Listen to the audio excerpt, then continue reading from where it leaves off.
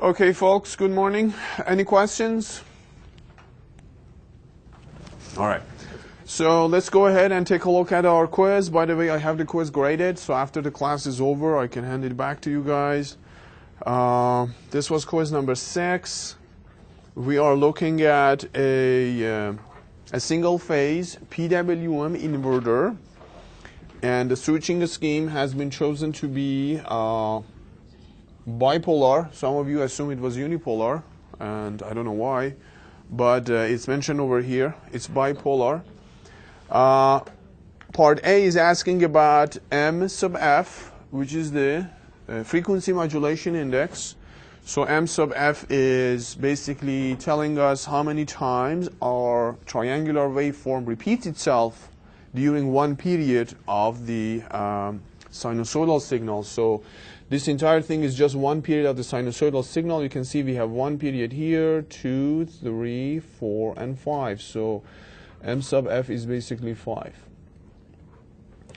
Now, a lot of you guys measured it to be 6, and I don't know how. And there were also other speculation that MF is like 11 or 19 or 39, those kind of numbers. But anyway, you just have to look at it and basically say MF is 5. Part B is telling us to plot the waveform for the output voltage. So we have this unipolar waveform, unipolar switching scheme. So the cross points of the triangular and the, I don't know what color, maybe I should use black. And the sawtooths are important. So based on the unipolar switching scheme, what we do is we say whenever the triangular is larger than the sinusoidal, turn switches 3 and 4 on, and therefore apply negative Vn across the load. So if you want to plot the output voltage, I'm just superimposing them on each other. So this is an important point. These 2 points are important to us. And we apply negative Vn, okay, assuming that the scale is whatever it is. So also same here.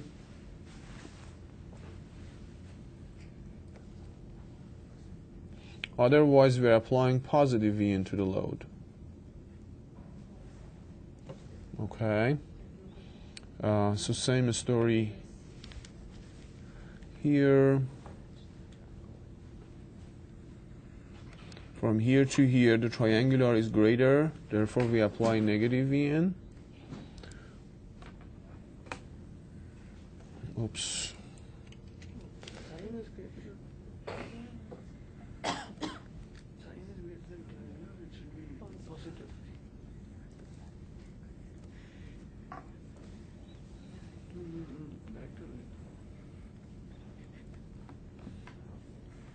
All right. So this would be your output voltage.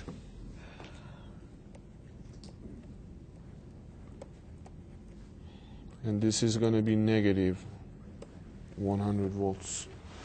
All right, when you look at your output voltage, you should get the impression that when the sine signal is positive and growing, the moving average of your output voltage is also growing. You can see here we are spending more time on this positive area rather than on the negative area. And the signal is going down. Now we are spending more time on the negative area compared to the previous case.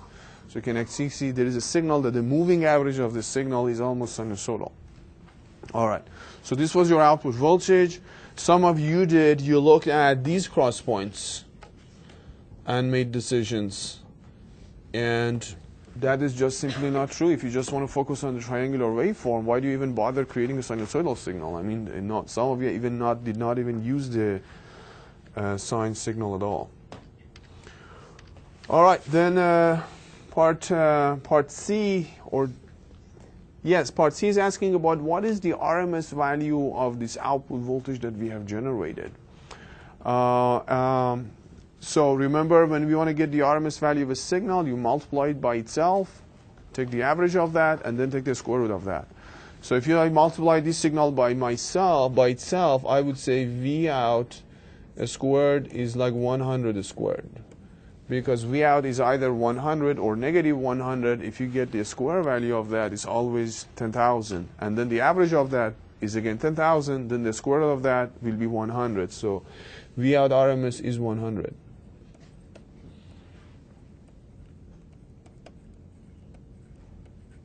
All right. A lot of you wrote that like V out RMS is 100 over the square root of 2.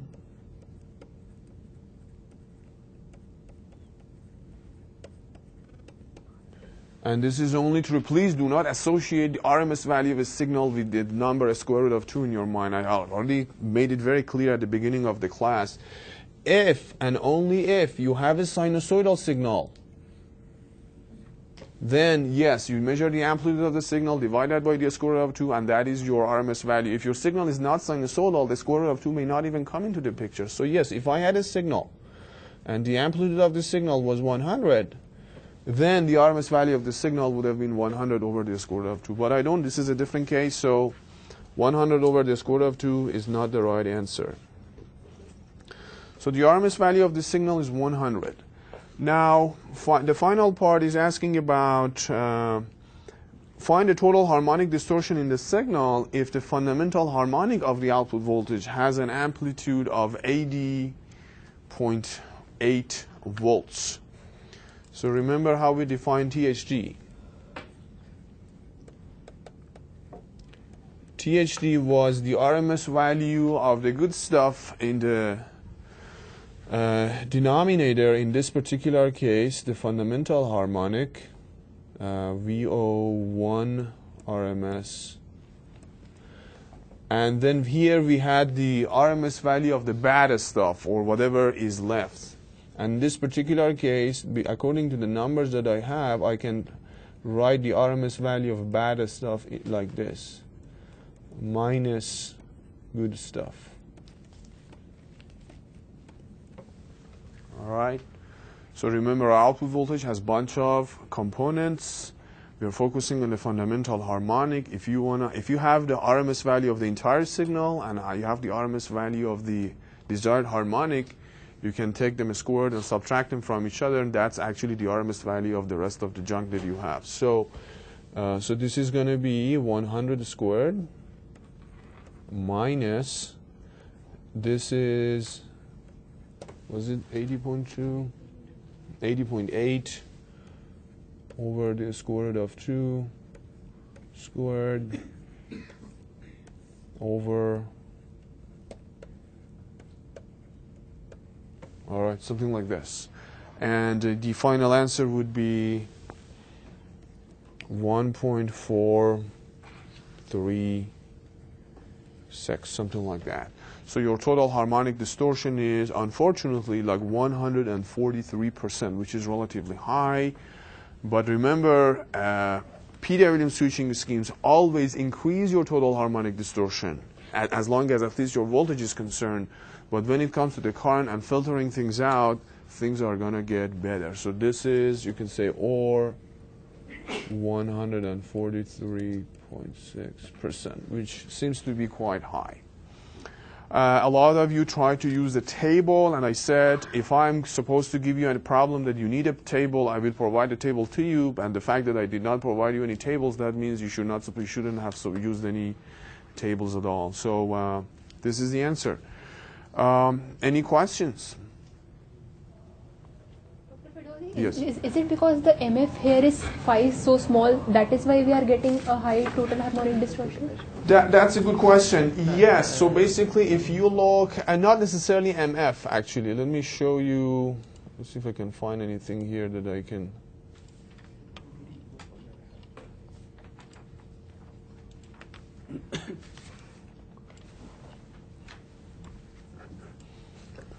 If you look at the table over here,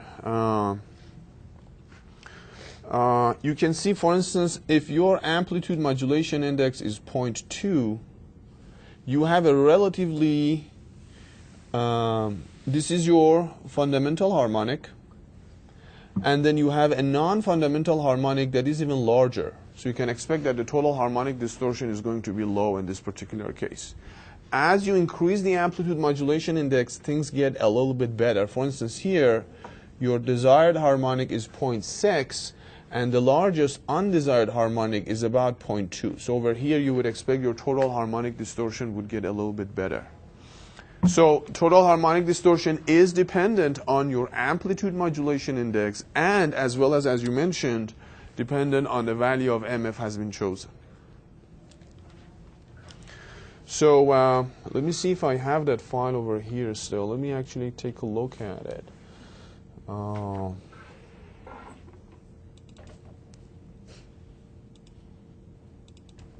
don't know why double click does not work here.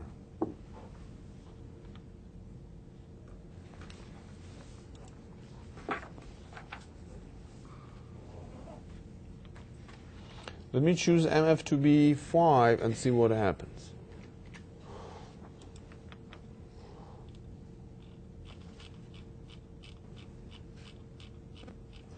If you look at the frequency spectrum, you can see that you have this fundamental harmonic component, which we would like to see, and then at harmonics, the n equals to 5, there is a actually undesired harmonic, which is almost as big as your desired harmonic. So this is kind of an indication that your total harmonic distortion should be low, because the undesired one is almost as big as the desired one, plus there is lots of other junk in the signal as well.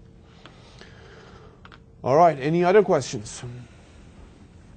Okay, so we're going to continue our discussion on soft switching, chapter 9. The idea for soft switching techniques is manipulate the converter in a way that either the current of the switch is around 0 when you do the switching, or the voltage of the switch is around 0. In other words, instead of having very rough changes, let's say this is the voltage of the switch and this is the current of the switch. Okay, so we call this hard switching now, because when one of them is rapidly growing, coming down to 0, the other one is rapidly trying to grow to a non-zero value. So this would be hard switching. And if you want to do soft switching, that means, for instance, manipulate the voltage that, like the voltage is already getting close to 0, and then you turn your switch, for instance, on, and something like this happens, for instance. So you can see that at least in this particular case, the voltage of the switch was in the proximity of 0 when the switching happened. So this way you can argue that the overlap between the voltage waveform and the current waveform of the switch is going to be smaller, and therefore your switching losses is going to be reduced. So that's the main idea. Sometimes you can achieve both. For instance, you can achieve both ZVS and ZCS at the same time, meaning that at the time that you were doing the switching, both the voltage and both the current were very close to 0, which is the ideal case. All right. So what we did last time, we looked at some basic resonating circuits, like this was like case number 3, but you only have to focus on case number 2, which is the most general case. And then we started analyzing this particular converter over here, which is the buck converter, to which a resonating inductor is added in series with the switch, and a resonating capacitor is added in parallel with the diode, and the rest is the same.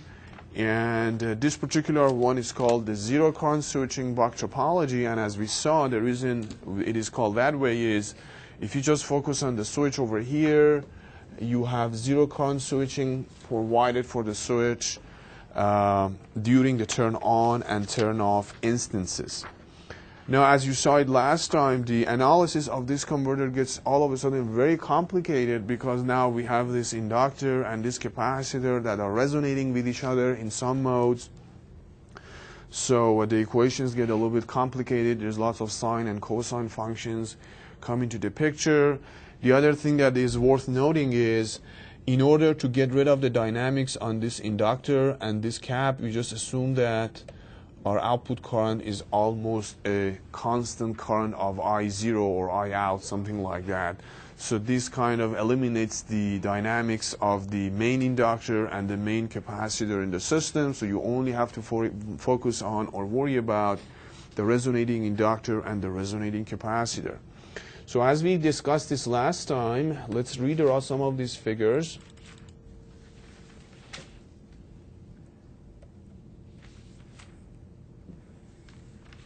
So let's say I am focusing on the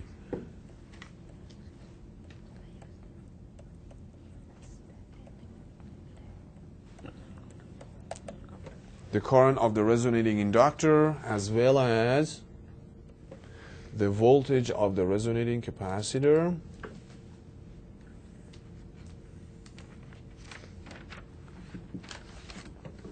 So as we discussed this last time, there are several modes. In mode 1, we have the switch has just turned on and the diode is still on. So this is kind of a new mode that both the switch and both the diode, they're both on.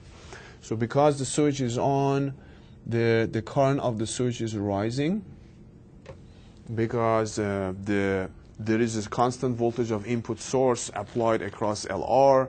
And my previous figures were, even this figure is a little bit of an exaggeration because this mode is a very short mode because LR is a small inductor and VN is a relatively large voltage. So this T1 mode is a very, very short mode. But anyway, what's happening in this mode is this current is rising. Therefore, applying KCL over here, the indication is this current is basically falling. And there will be a point. So if I plot ID as well,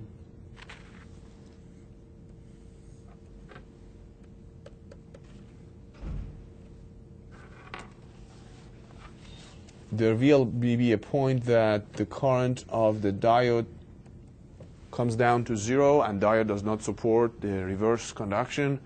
Therefore, we walk into the next mode. In the next mode, what happens is now diode is off. The switch is still on. We haven't turned it off yet, but the diode is off because current returns back to 0 at the end of the previous mode.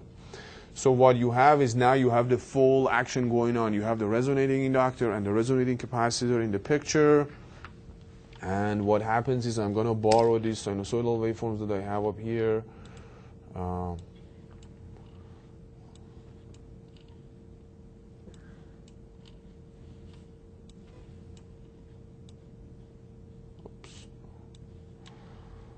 Okay, so resonance happens. So technically,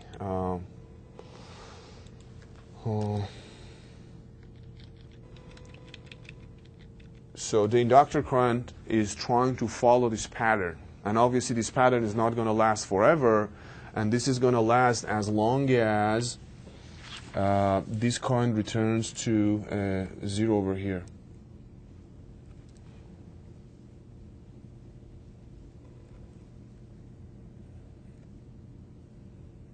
All right, something like this. And this resonance is happening on average around I out. So it's very important to note that. All right. So now that we know that, what is this peak value over here? This peak value would be looking at the equations that we had for the first mode. Let me see if I have it somewhere around here.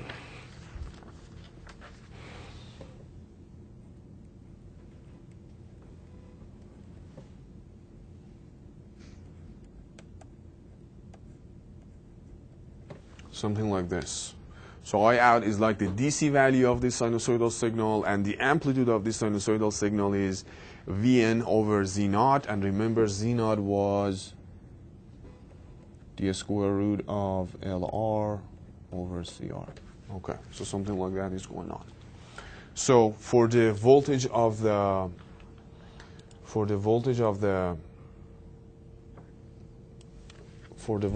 diode, let me plot that one as well.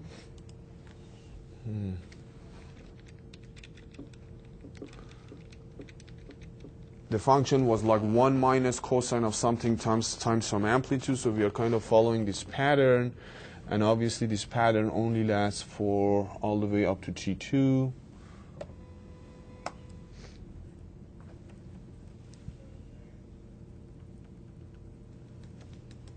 Up to this point, basically. All right. And again, if you are curious about what is the peak value of this guy over here, is twice Vn. and this DC value is actually Vn. All right. All right, so this was the second mode. Now you can see that at the end of this mode, the current of the switch, which is the same as the current of the resonating inductor, has returned to 0. So it's a good opportunity for us to turn the switch off to achieve zero current switching at turn off for the switch. So over here, we turn the switch off and we walk into the third mode.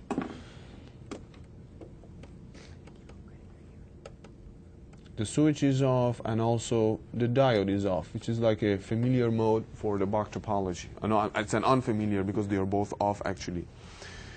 So what happens in this mode is where we are applying basically the output current, which is like an I out, like a constant current source, is depleting your resonating capacitor voltage. So basically what happens is this is like a straight line coming down.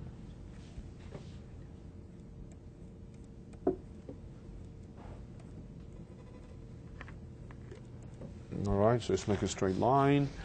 And then mode 4 starts.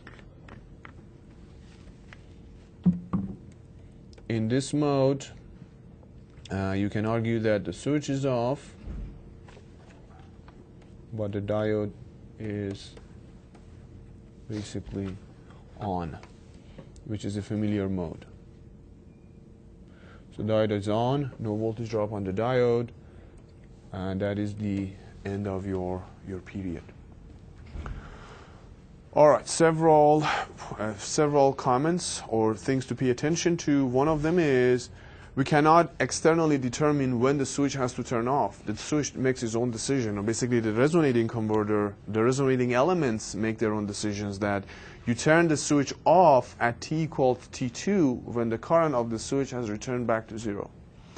So first of all, we don't have flexibility on when to turn the switch off. And the other thing is we have to monitor this current. We have to measure the current of the switch. And whenever it is getting close to 0, then command the gate to turn off, basically to turn the switch off.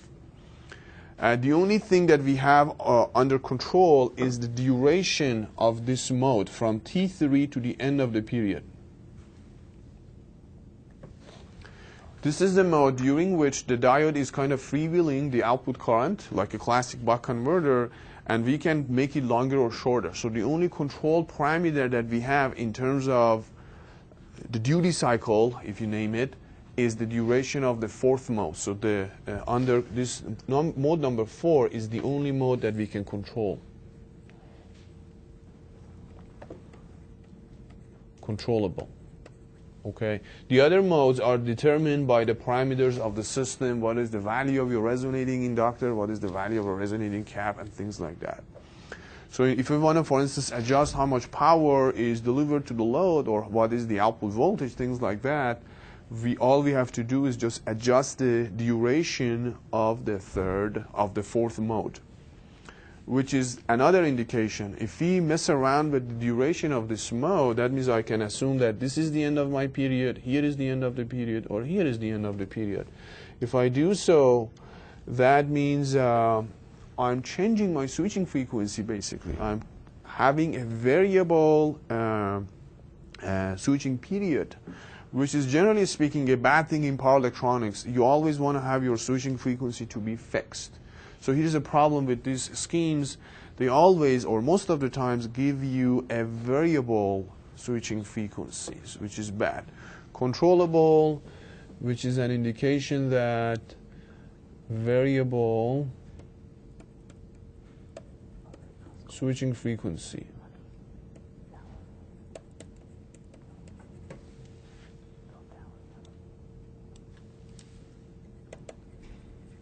Variable switching frequency, which is a bad thing. So most soft switching techniques have variable switching frequency. What else? The other considerations that you can actually make over here is, okay, let me do that one first. First of all, if you focus on your switch, you have ZCS action going on here at turn on and ZCS going on at turn off. which is good. That's why we call it a ZCS buck. If you focus on your diode, you have ZVS here, also ZVS here, which is also good for the diode. And also, if you look at the current of the diode, you have ZCS for the diode as well. So at the turn off of the diode, you have both the ZVS and ZCS, which is actually quite a good deal. Okay. Other observations. If you look at the voltage drop on your diode, the peak value of the voltage drop, that's the voltage that you, based on which you have to go and select a diode, it's twice the input voltage, which is a bad thing. In a buck converter, a classic buck converter, if you have a 20 volt source, your diode should only handle 20 volts plus some extra margin. But over here, your diode should tolerate 40 volts plus some margin. So you can see that your diode has to be able to handle a higher voltage. And in general, a diode that can handle a higher voltage has a higher internal resistance and more losses, basically, which is a bad thing again. Other thing is actually even this peak value. You can argue that if I have just a classic buck converter, the peak value of the current of the switch is just I out plus the ripple of I out. But over here is not only I out plus Vn over Z naught. So you can see that there's more current stress on your switch as well. And if you look at the RMS value of the current of the switch, it's more than the classic case of like a hard switching buck converter. So that's another disadvantage over here. So the fact that this is going to a peak value. The other observation is we have to guarantee that ZCS is really happening, meaning that this amplitude is larger than the DC bias, meaning that in order to have ZCS, we have to make sure that Vn over Z naught is greater than I out. Okay? So that's like a design thing that we have to keep in mind. If that is not satisfied, what happens is, let me get that thing again over here.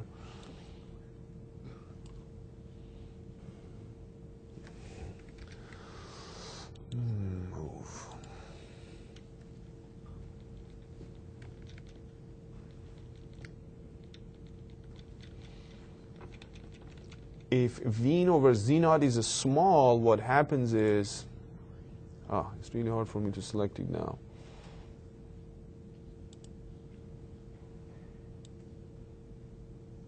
You will have something like this.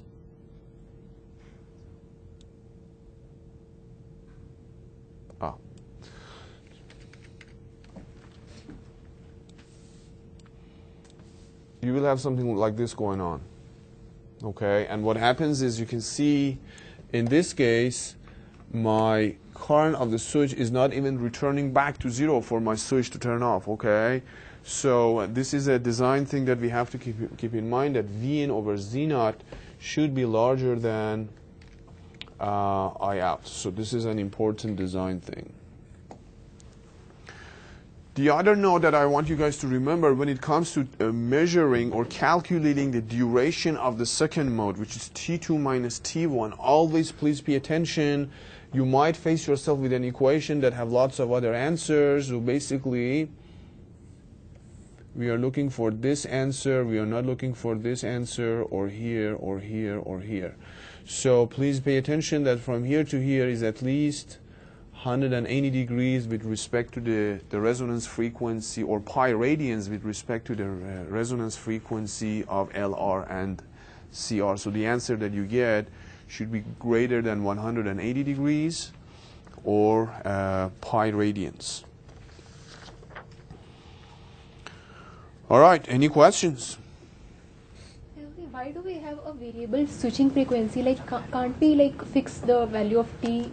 We can keep the value of T fixed, but that means then we don't have any control parameter in the system. That means if your load is fixed, you are only delivering a constant amount of power to your load. If you want that power to be variable, you cannot. Or the indication is if you change your load, your output voltage is going to change as well. So you don't really have any control to regulate the output voltage, basically. Remember, in the classic buck, you adjust the value of D to determine how much power is delivered to your load. Over here, you don't really cannot do that anymore because everything is fixed. So if your load changes, your output voltage is going to change. Or if your load is constant, but you want to deliver a different amount of power to your load, then you can't really control anything. You can keep it fixed, assuming that your load is fixed and the power demand of the load is also fixed. Something like that. But the way we are changing our duty cycle, can't we change our T? In classical buck, we change the duty cycle. No. In a classic buck, your T is constant. But then you say, okay, this is how long I want to keep my switch on, or this is how long I want to keep my switch on. But your switching frequency is constant. But over here, you are saying that this is how much the system decides to keep the switch on, and I'm going to control this one. Here is my T, or here, or here, or here. So we can actually, the period is variable period, something like that. All right. Other questions so far? All right, so what we are going to do now is we are going to try and find the voltage transfer ratio of this converter. Okay, what do I mean by voltage transfer ratio? Remember, in the classic buck, V out over V in was just the duty cycle. Now the question is, for this particular topology, what is V out over V in? All right. So in order to do so, what we have to do is we can focus on this top trace over here, which is our input current as well, the switch current or the resonating inductor current or the input current. We can find its average value multiplied by Vn, gives us the average input power, then make it equal with the average output power, and that gives us a voltage transfer ratio. All right, so the math is down here. Let me see where it is.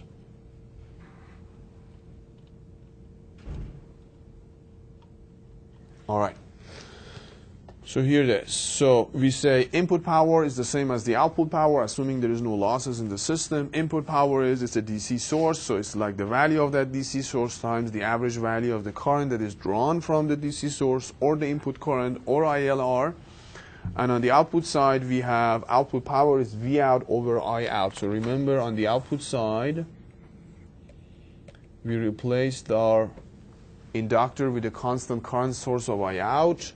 And remember, on average, the DC value of a cap current is 0, so the entire current is being basically delivered to our output voltage or load. So P out is V out times I out, something like that. All right? So all we have to do is we have to find the average value of the inductor current. All right, so this is the inductor current. The inductor current is 0 in mode 3 and 4, easy. We only have to care about modes 1 and 2, 0 to T1 and then T1 to T2. From 0 to T1, we have a straight line. From T1 to T2, we have like a resonating sinusoidal function. All right.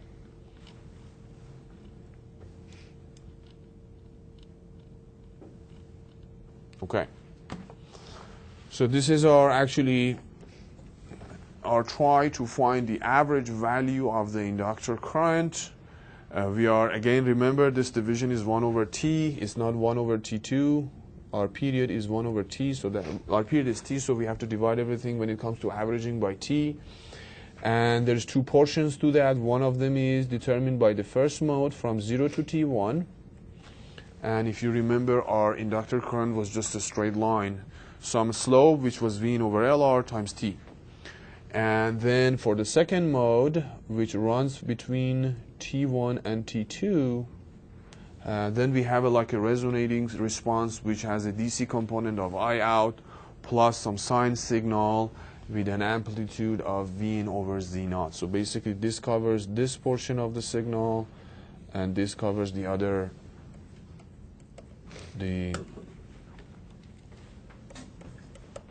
other part of the signal. Okay. And We have all the values for T1 and T2 from the previous analysis that we did last time, the duration of the first mode and the duration of the second mode. So if you continue the math, you will end up with this equation, which is called equation number 15. So this is an expression which gives us the average value of the inductor current. Now the good news is this expression could be further simplified. For instance, if you focus just on this part, it looks a lot like equation number 13, which is describing the duration of the second mode, the third mode. And we have T1 squared over here. What for one of the T1s you can place T1 is I out LR over V in. This is what we found from the analysis that we did for the first mode.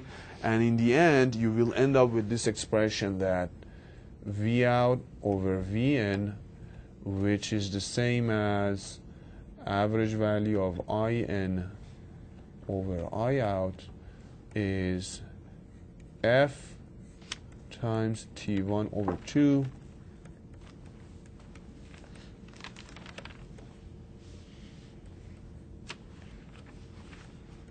T3 minus T2. All right?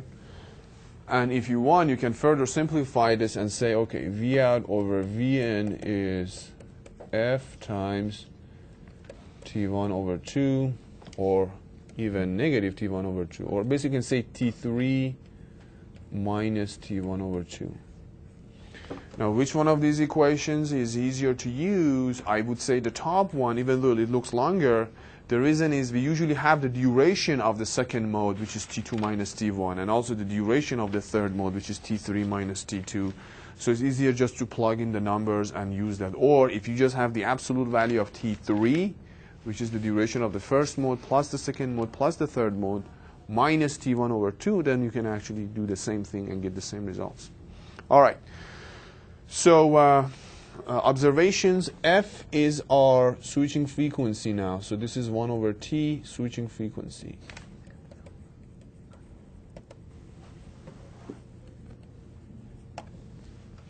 And you remember T1 and T2 and T3 are dependent on the parameters of the system. For instance, the value of the resonating inductor, the value of the resonating capacitor, those kind of things. So the observations are, first of all, our voltage transfer ratio is dependent on the switching frequency, which is a bad thing. So if I change just the switching frequency, the output voltage is going to change. The other thing is it's also dependent on the parameters of the system, LR and CR, which are fixed, but it also is dependent on the value of R, which is actually our load, which is very, very bad. So if you change the value of your load, your output voltage is just going to change. So again, bad things about this topology. All right, so if you're curious about how this, what this basically equation look like, I mean, if you want to plot that, I have an attempt to plot it over here, but it doesn't look very good. Let me borrow the one that is coming from the slides here.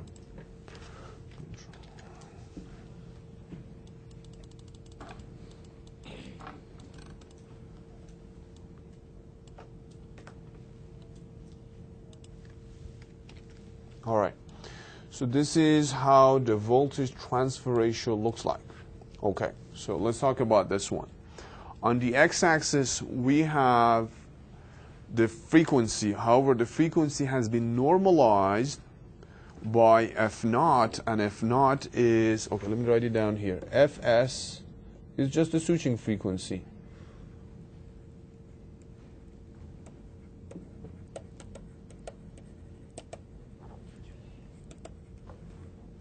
Which we can basically change, increase or decrease. Then this value has been normalized by F naught, which is omega naught over 2 pi, and remember omega naught was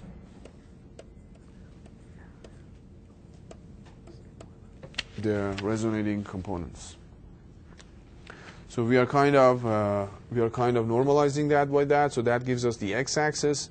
On the y-axis, the output voltage, has been normalized by the input voltage, basically. So this is basically V out over V in. All right.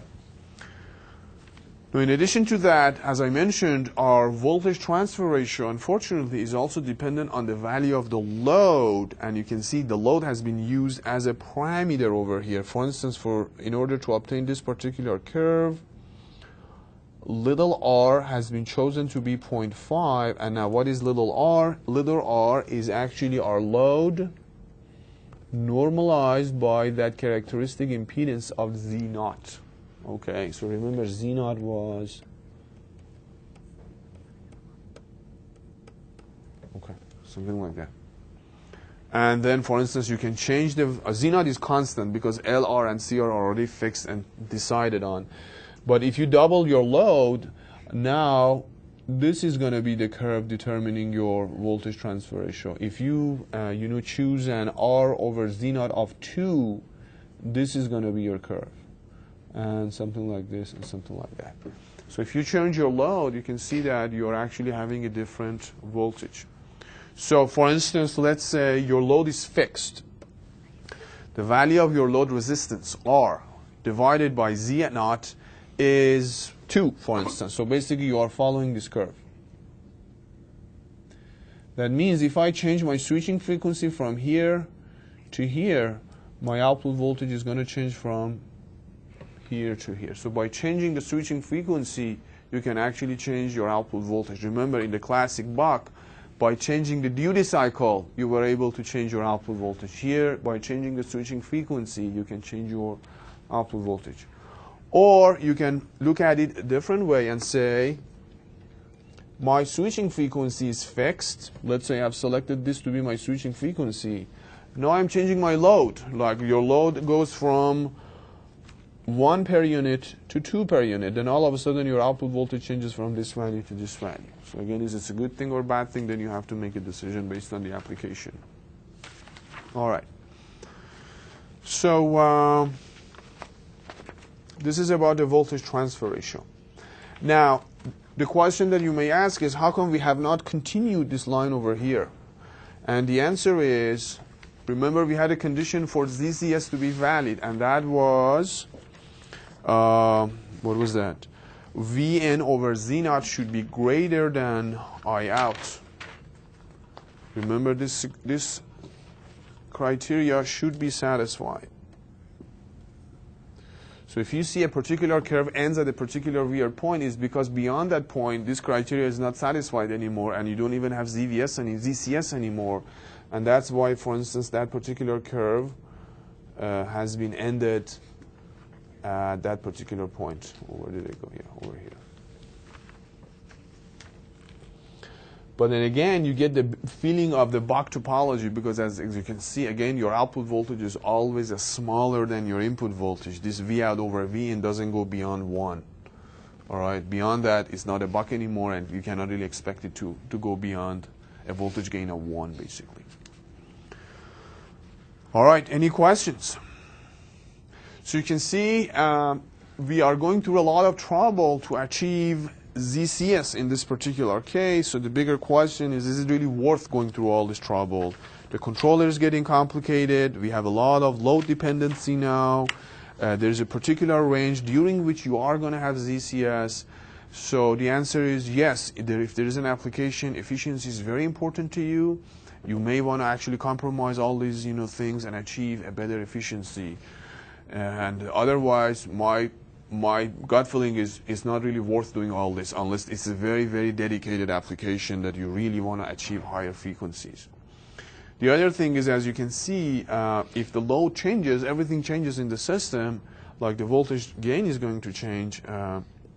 So these kind of topologies are better for applications that your load is constant or your output power is constant, those kind of things. You have a constant load and you want to actually provide power to that in a ZCS kind of a fashion. If your load has a very wide range, then the control is going to be complicated and you may actually violate the ZCS and things like that. All right. Questions? Okay. So now, going through all these equations, let's look at some numbers. Let's look at an example over here. We have the zero current switching resonance switch buck converter, the topology that we just analyzed, and the parameters are provided here, like the input voltage is 12 volts, the resonating cap is 0.1 microfarad. You can see it's a very small cap. The resonating inductor is 10 micro. Hopefully it's smaller than your main inductor. And the main inductor and the output cap are not even provided. It's just making life simpler, and just we are saying that the output current on average is just 1 amp. So just assume your inductor is replaced by a current source of 1 ampere. And then the switching frequency is 100 kilohertz, or the switching period is 10 microseconds. All right. Part A, what is the value of the output voltage? What is the value of the load? Okay. All right. So we have CR, we have LR. First thing that we got to do is find this omega naught, the resonance frequency, and the characteristic impedance. And one of them is like 1 million radians per second. The other one is like 10 ohms. Okay. Now, in order to find V out, we are going to use basically this equation over here. And in order to use this equation, you need to know what is T1, what is T2 minus T1, what is T3 minus T2. So we have to look at each particular mode and find the duration of the modes. From the analysis that we had last time, T1 was I out times LR over Vn. So T1 is basically the time that needs to pass for the switch current to rise from 0 to I out. And in this particular case, it turns out to be even less than 1 microseconds. As I said, T1 is a very short period. All of these figures that we have, T1 is relatively long. That's just an exaggeration. All right. What about T2 minus T1? As I suggested last time, when it comes to measuring or calculating T2 minus T1, use this equation instead.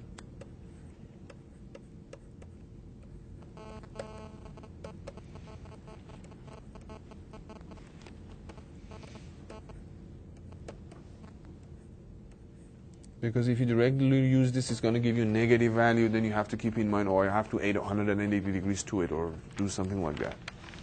So just make sure what I wrote is correct. Yes. So if you use that, you have all the parameters, I out, Z naught, V in, pi, everything. And this gives you 4.13 microseconds. So again, if you compare T1, which is the duration of the first mode, and T2 minus T1, which is the duration of the second mode, you can see that the second mode is much larger than or longer than the first mode. So we have T2 minus T1, and then equation 13 gives us T3 minus T2. This is based on the analysis of the third mode, and this is also a relatively short mode. Turns out to be 1.8 microseconds. This is the duration that we need for the output current source to deplete the resonating capacitor and basically bring it back to 0. So this is actually this part. So it's 1.8 microseconds. So we pretty much we have everything that you need. We have T1, we found T2 minus T1, and we found T3 minus T2. We can just plug in these numbers over here, and the switching frequency is also given to find the output voltage. All right, so I'm just using that equation over here. All the numbers are, I have it. The output voltage turns out to be like almost 7 volts. First thing to check, is it smaller than the input voltage? If it is larger than the input voltage, then you have made a mistake somewhere, because this is a buck converter in the end. Therefore, your output should always be smaller than the input voltage. The input voltage was 12, so far from that perspective, I'm doing good. So the output voltage is about 7.7 volts.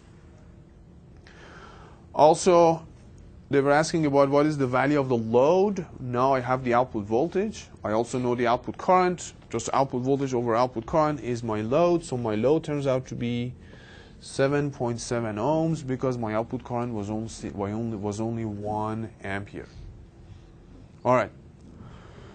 So this is all about the output voltage and the load resistance. Part B is asking about, for instance, you want to go ahead and select these components of your switch and your diode. Is asking you about what is the maximum value of the current that is passing through your switch, remember, or the resonating inductor. Remember, it had a waveform like this. So it's asking about this peak value, which we just discussed. It's I out plus V in over Z, and that is 2.2. So it's also giving you a kind of a double check thing that this peak of this resonance, which is V out over Z naught, is 1.2, and it is greater than I out. So you're kind of not violating anything in terms of not achieving ZCS. All right. And the other one is asking about what is the maximum value of your cap voltage. Remember, your cap had a resonance going on like this, and this was 2V in. So the input voltage is 12, so our resonating cap or the diode should be able to handle twice that, 24 volts. Part C is asking about, for the same load current, that means we haven't changed the load, we haven't changed actually we may change the load, but I'm assuming that my load is still consuming 1 amp of current.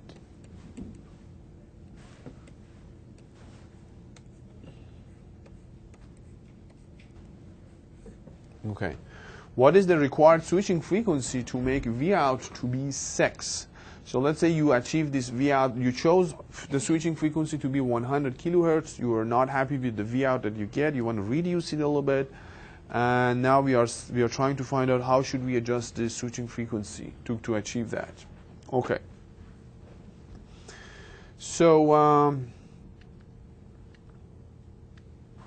as it turns out, so again, we have to go back to that original equation of V out over V in is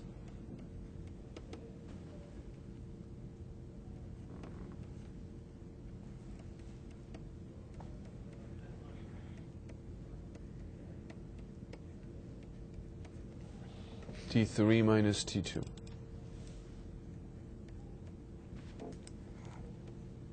Okay. So now I know that my desired output voltage is 6 volts. My input voltage is 12 volts. I don't know what the new value of the frequency. I'm looking for this new value of the frequency. The question is, have the values for T1 and T2 and T3 changed from that point to this point?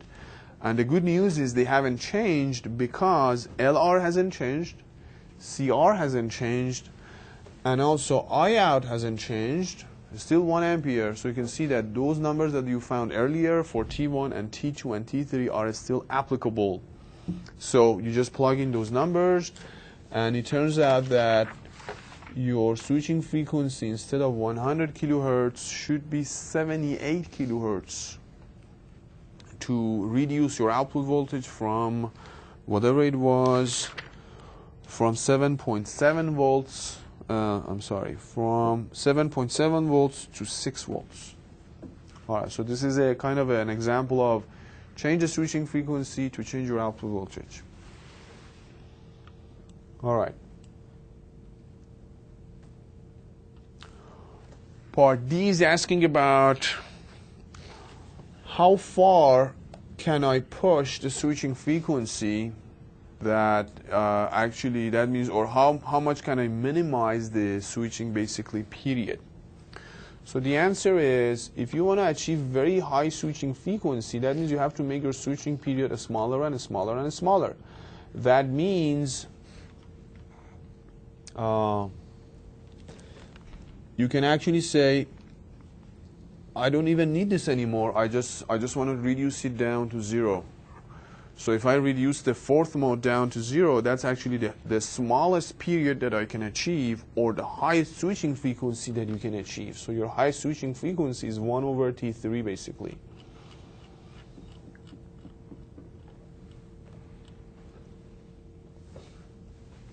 Okay, so the maximum switching frequency that you can achieve is 1 over the duration of the first mode plus the second mode plus the third mode, assuming that the fourth mode does not exist or it is 0. And again, if you plug in the numbers, you can see the highest switching frequency that you can achieve is 146 kilohertz. Beyond that, you cannot, because then before even your diode voltage returns back to 0, for instance, you're doing something that you shouldn't be doing. All right, any questions? Yes. In that graph you showed, why does the R starts from 0.5 or it can go lower than that? Good question. And In this one. you mean it starts from 0.5? Yes. You're talking about this end or this value over here? This smaller. This one? Smaller. Oh, you mean smaller? You can still do it smaller. But these curves are going to get shorter because of that ZCS condition that they have. Yeah, you can actually, you can choose a smaller values for your load, but then again, you have a narrower window for ZCS, something like this. So this is like I would say if I were to design the system, I would not even choose this one. I would vary my load from 1 to 10, okay, with respect to Z naught. So that I would say this is the acceptable range for the variations of the load, because during which you have first of all, you can still change your frequency from here to here, and then you can actually achieve a lot of actually long load regulation, something like that. So yeah, you can choose R, I don't know, for instance, R of, for instance, 0.1, but you can see this is a very light load. It's not very practical because you only have a very short window of ZVS and your gain is not very high. Your voltage gain is not very high. But yes, it's achievable. Yeah, you can do that. In the same manner, you can also increase your load to, like, I don't know, R of, for instance, 50. But you can see this is again not a good idea because you can see it's like almost a perpendicular load. That means you are very sensitive to the variations of the frequency. If your frequency just changes a little bit, for instance, your frequency changes just this little bit over here, then your output voltage is changing a lot. So you are very sensitive to your switching frequency. So that's not a good deal again. All right, good question. Other questions? All right, so this was all about it. So the nightmare begins. Soft switching techniques. The first, we just analyzed one of them. There is probably thousands of these out there, different schemes and different ways of doing things. So this was just one example of adding the resonating components to the system to achieve zero current switching at turn on and at turn off for the switch. The byproduct of that was for the diode as well. We can achieve ZVS at turn on and at turn off, and also ZCS at turn off. All right, so the next topology that we are going to analyze is now a ZVS topology, zero voltage switching, meaning that ultimately we want to achieve zero voltage switching for the switch at turn on and hopefully at turn off and hopefully at both. So the thing that you have to remember is usually when you want to achieve ZCS for a component, you add a resonating inductor in series with that. And if you want to achieve ZVS for a component, you add a resonating capacitor in parallel with that. So it's kind of like a intuitive kind of a thing. So as you can see over here, we have this Bach topology.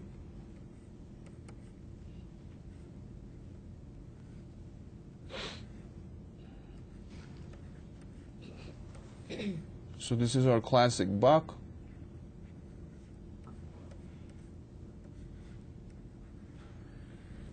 All right.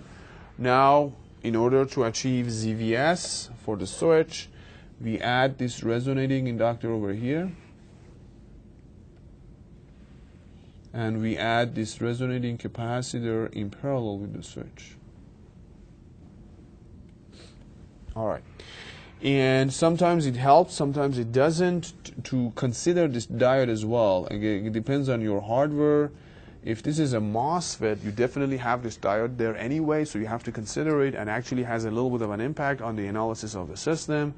Or if this is an IGBT, then you can argue, do I want to have a diode or not? Then there might be two different cases. But most of the times you have this diode over there anyway. So now you have this zero voltage switching buck topology. All right.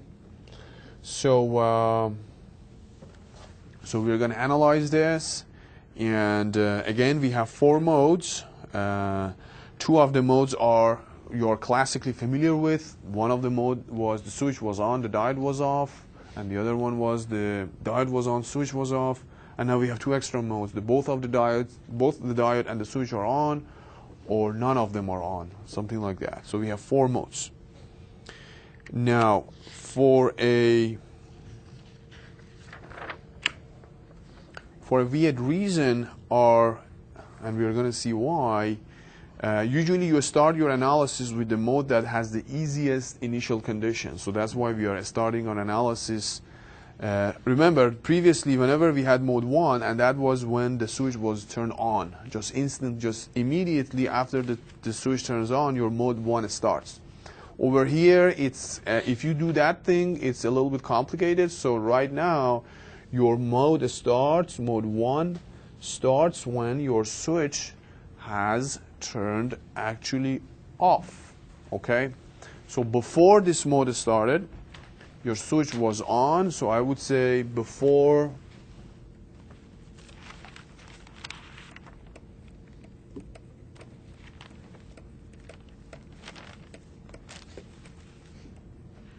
before the start of mode 1, switch was on. And we just, at the beginning of this mode, opened up the switch. Okay? So that's an indication of, in terms of initial conditions, the switch just opened up. Before it was like a short circuit, and the switch is in parallel with the cap. So in terms of initial conditions, the voltage of the resonating cap at the beginning of this mode is 0. And the other thing is, the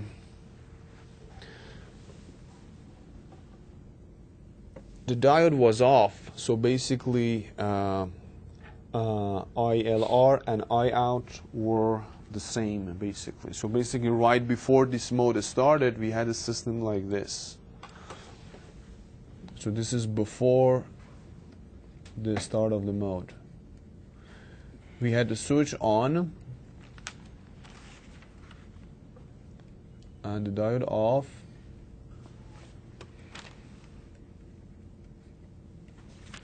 Okay, so we had something like this. The resonating inductor and the switch, they were both handling the output current. Oh, this is I out, and that's it. There was nothing else going on. So these initial conditions are important. All right, so we just opened up the switch. Okay. So now that we open up the switch, basically what happens is, if you open up the switch over here, that means this cap becomes into the picture, because before it was shorted, now it's not shorted. So the resonance of the cap and the resonating inductor, actually there is some resonance. Actually, there's no resonance in this mode, actually. All right, so let's look at this mode. So this is mode 1. So we just opened up the switch, and the cap comes in.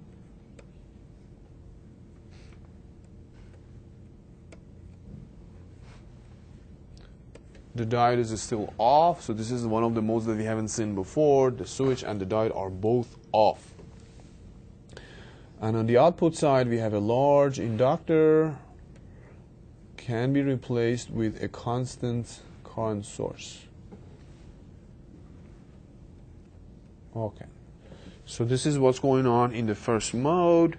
As you can see, we have one cap, one inductor placed in series with a current source. That means the inductor doesn't have its own dynamics anymore. And basically what's happening is we have I out flowing in this loop. So you can see what happens to the cap. Obviously, the cap is going to get charged in this polarity. All right, so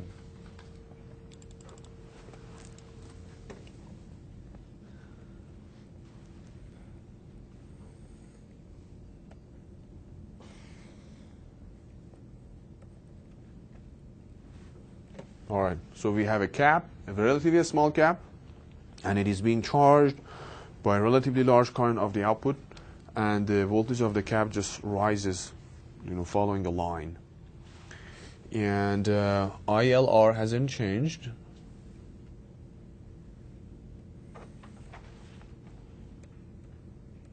ILR is the current of the resonating inductor. It is placed in series with this output current, so it's just conducting, just something like that, like a short circuit. And now we got to see how long this mode is going to last. Basically, this mode is going to last as long as this diode over here is reverse bias. So I'm monitoring this Vx over here, which is the opposite of the voltage drop across the diode.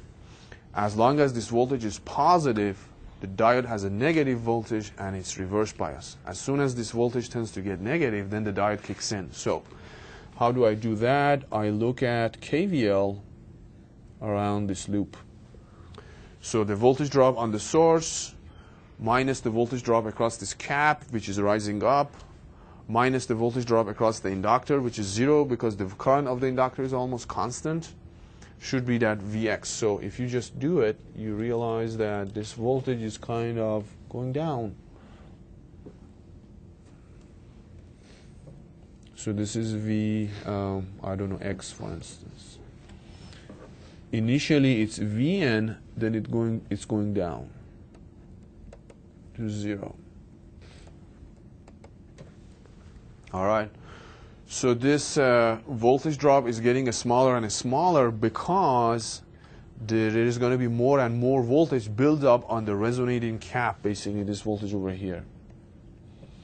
And there will be a point that VCR in terms of voltage gets equal to Vin, and beyond that, if it tends to get larger, that means that the diode is going to exhibit some negative voltage drop, some positive voltage drop across itself. It's impossible the diode kicks in. So this means the diode, okay, let me redraw this a little bit more accurately.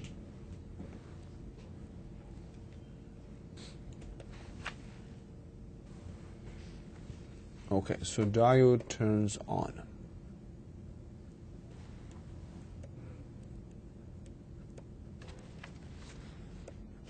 Okay, and as you can see, the turn on of the diode is ZVS. It's turning on at 0 voltage.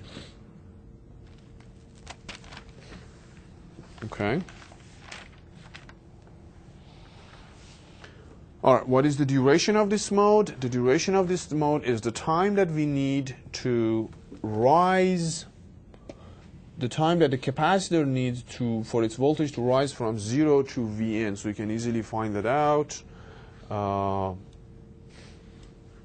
All right, so let's go back to these notes over here.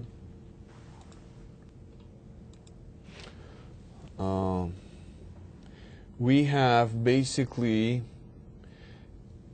let's see, there's an equation for VCR. We have a cap over here that is being charged by a constant current. So you can see that the voltage of the cap is, okay, just one node over here, this plus over here, the remaining of the equation is over here. So this links over here.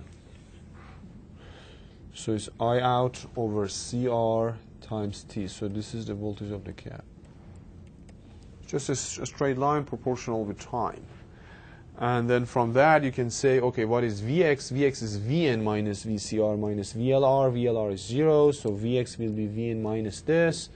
And then you can see T1 is the time that Vn returns to 0. So the duration of the first mode is Vn over I out times CR. The smaller the resonating cap, the shorter this time is, and the steeper the slope is. All right, so this was mode 1. Any questions about mode 1? So no resonance so far going on. All right, so at the end of this mode, the diode turns on. So let's see what happens to the circuit diagram now.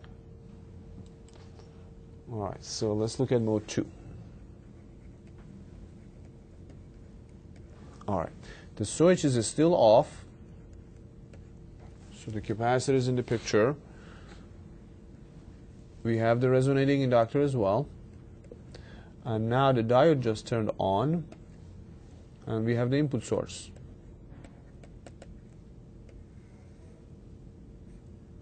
And on the output side, we still have this current. All right. So what you can argue is, what's happening is, this current is like flowing over here using this diode like a freewheeling case. And then there is a resonance going on the loop on the left. So we have a resonance between LR and CR, which is actually energized by the input voltage. So if you look at the earlier cases that we analyzed, I think this was, we have one, I think it was case 1, which was a special case of case 2. I don't think I have the cases here, but we had it last time.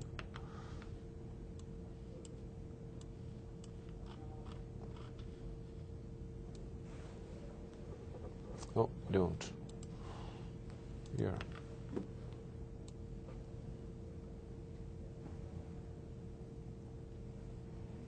So yeah, case 1, remember we had the basic case number 1. We had a DC source placed in the loop with a resonating inductor and resonating cap, and this is the exact same case that we have right now. So technically we are going to use equations number 1 and number 2 to write the answer for the resonating inductor current and the resonating capacitor voltage. All right, so I'm going to use equations 1 and 2.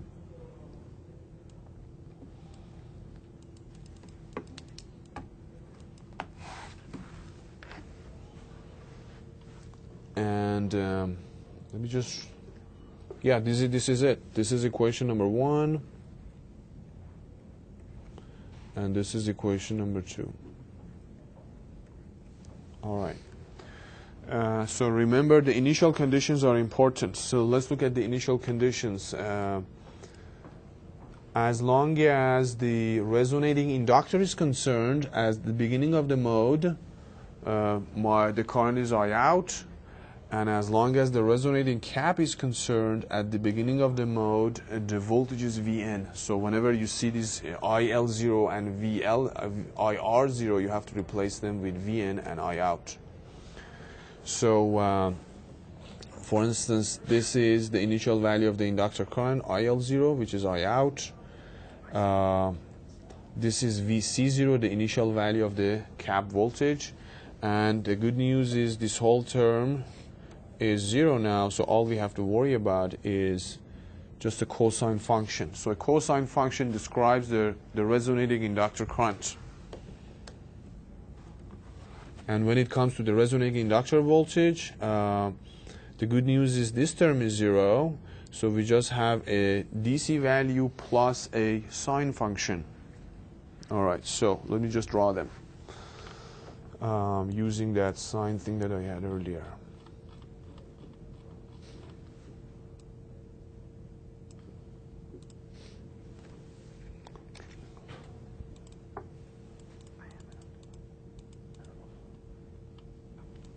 Okay, so the cap voltage is just a sine function plus a DC value. Move. There it is. So I have to follow this, and let me just do it.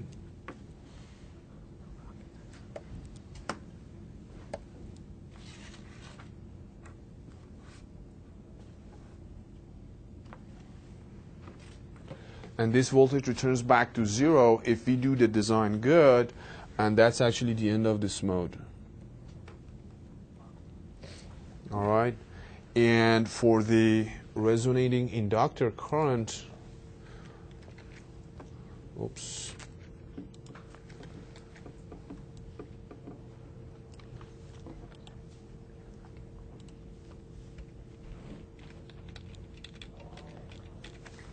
Okay, I have an action going on, which is like a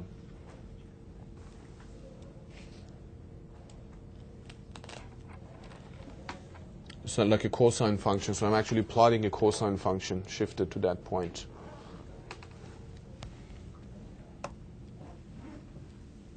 So this is lasting until T2.